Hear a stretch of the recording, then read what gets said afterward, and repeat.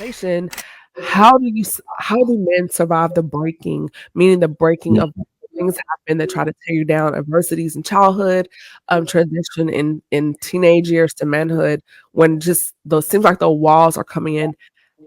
What does that look like till we can get to this space and say, okay, I don't have all the answers, I don't have it all together, and I'm not just surviving anymore, but getting into this place as a man, as a Black man, where I can thrive and be productive and have healthy relationships and go forward?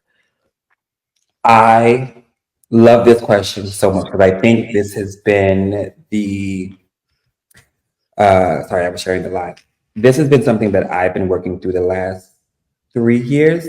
Mhm. Um, since we last spoke, and I think we may have touched on this a bit, I experienced 2 comas back to back from 2022 to 2023.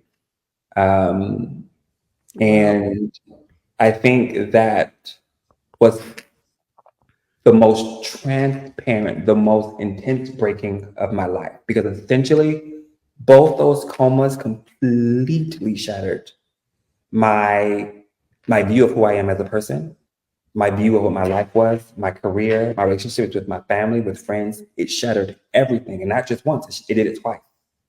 Um, and I think perhaps phrasing this as surviving the breaking. I wouldn't call it surviving the breaking, uh, rather the rebuild, because I think no one survives the break. Because Mm. there's a version of you that dies with that breaking. There's a version of you that completely gets demolished with that breaking, as it should. There is, Wow. you never put a vase back together the same way. The moment it shatters, it shatters. And I think when we talk about the breaking, we don't often we don't equate the breaking to a shattering. And it's always a shatter because think about each relationship that you've gone through, or being fired from a job, or I don't know, bankruptcy, a business failing, a project not being seen all the way through. You're not the same after it. My first coma in 2022, coming out of that, I saw relationships that I thought were my rock completely go away. Mm. People who I thought that I could depend on, who would be at my side if anything ever go wrong, I never saw them or Like it heard. sifted out, so filtered out some people. Yes, even business wise, there's a lot of things that shifted, but the most impactful break was I had completely lost an understanding of who I was Mm. because my faith came into question. Who I was to my brothers and my sisters came into question. Who I was to my parents came into question.